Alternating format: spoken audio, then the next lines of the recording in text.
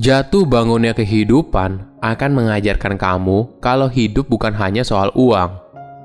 Halo semuanya, nama saya Michael. Selamat datang di channel saya, Sikutu Buku. Kali ini saya tidak membahas buku, tapi soal kisah inspiratif dari Tommy Wong, CEO Victorindo Group dan juga Ketua Billionaire Mindset Indonesia. Sebelum kita mulai, buat kalian yang mau support channel ini agar terus berkarya, caranya gampang banget. Kalian cukup klik subscribe dan nyalakan loncengnya. Dukungan kalian membantu banget supaya kita bisa rutin posting dan bersama-sama belajar di channel ini. Tommy lahir dari keluarga yang kaya raya. Kakeknya merupakan pemilik hotel dan bisnis yang lain. Ayahnya merupakan anak sulung, namun sayangnya ayahnya meninggal dunia saat dia kecil. Sebagai cucu dari anak pertama kakeknya, maka Tommy mewarisi harta kekayaan kakeknya. Namun, seperti masalah umum orang kaya, keluarga besar Tommy juga mengalami perebutan harta warisan. Masalah ini begitu berat, hingga ibunya sempat mengalami gangguan psikologi. Bukan hanya itu, bahkan Tommy harus melarikan diri ke Surabaya karena dirinya diancam untuk dibunuh agar keluarga ayahnya bisa mendapatkan warisan kakeknya.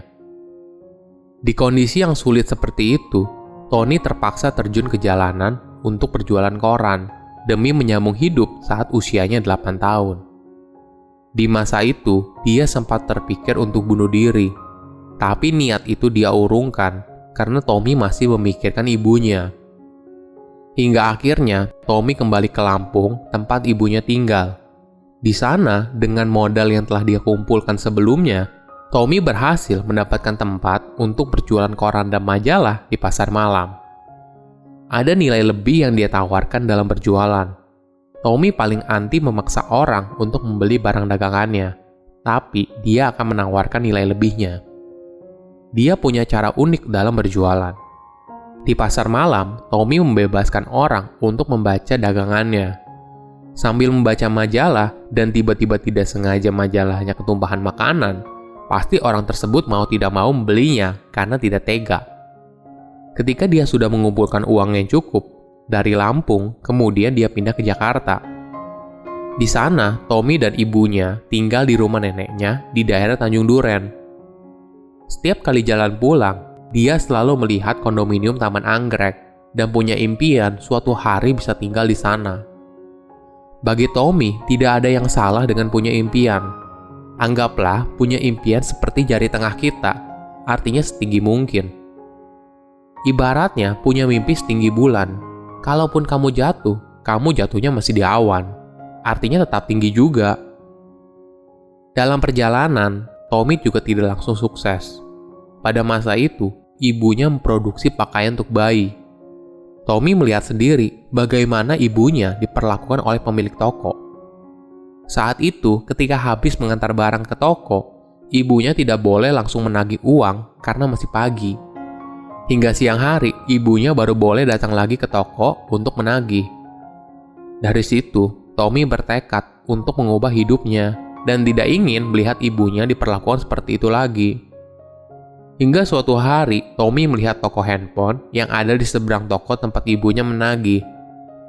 Setelah berbicara beberapa kali dengan pemilik tokonya, Tommy menawarkan diri untuk bekerja di sana agar bisa membantu ekonomi keluarganya.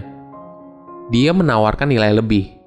Tommy bersedia dibayar setengah dari gaji pegawai di sana dan mampu bekerja 2 kali lebih keras daripada mereka.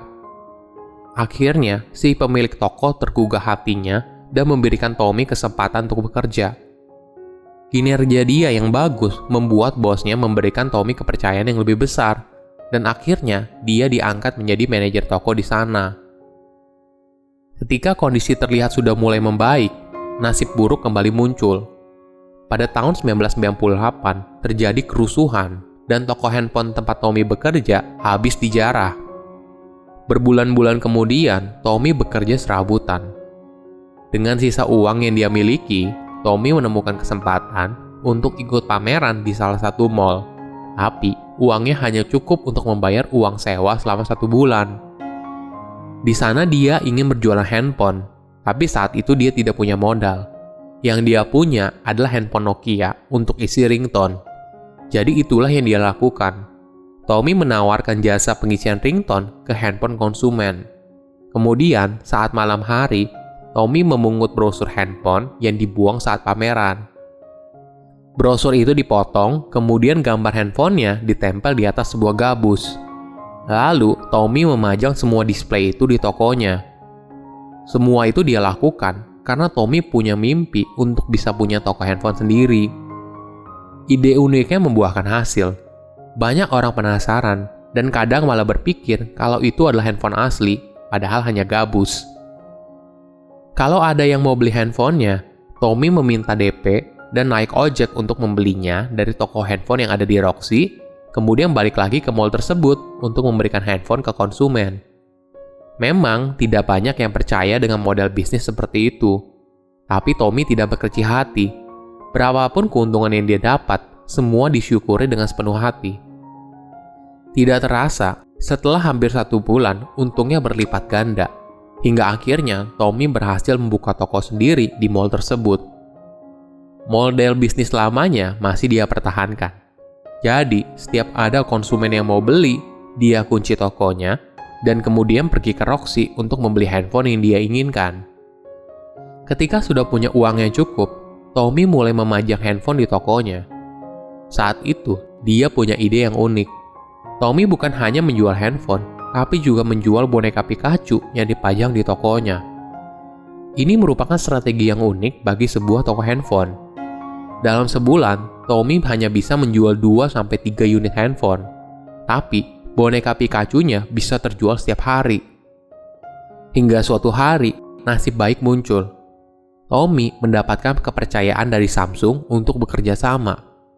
Berkat kerja kerasnya, dia berhasil mendapat banyak penghargaan dan memiliki beberapa auto restore dan outlet. Tommy pun berhasil membeli penthouse di apartemen Taman Anggrek dan mobil mewah seperti impiannya dulu. Tommy membagikan beberapa pelajaran hidupnya. Bagi dia, jangan pernah bilang kalau hidup yang sekarang kamu jalani itu pahit.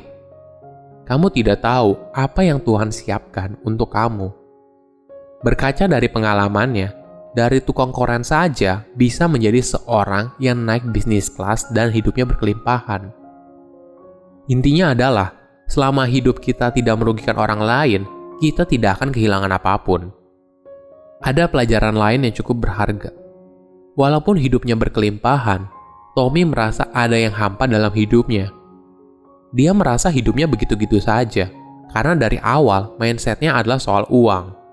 Kerja dari pagi hingga malam hanya untuk mencari uang. Hingga terkadang ketika dia sedang di balkon penthouse-nya, sempat terpikir untuk bunuh diri, karena merasa ada yang kosong dalam dirinya. Hingga suatu saat, nasib buruk menimpanya.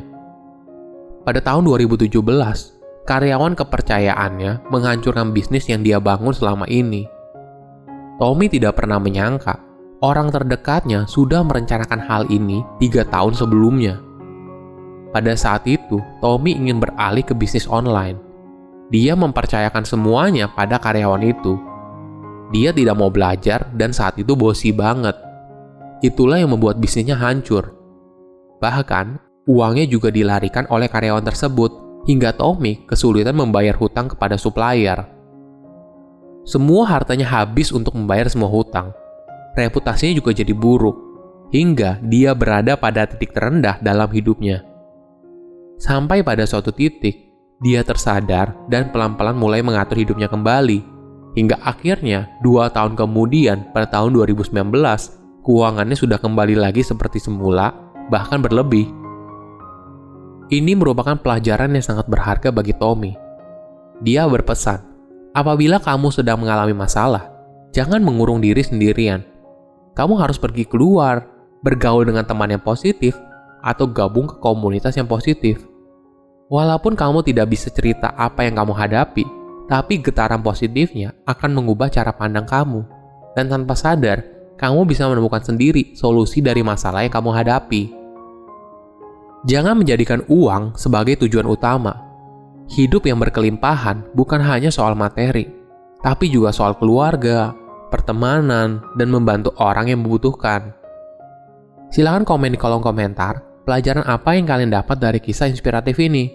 Selain itu, komen juga mau tahu kisah inspiratif apa lagi yang saya review di video berikutnya. Saya undur diri, jangan lupa subscribe channel YouTube Sikutu Buku. Bye-bye.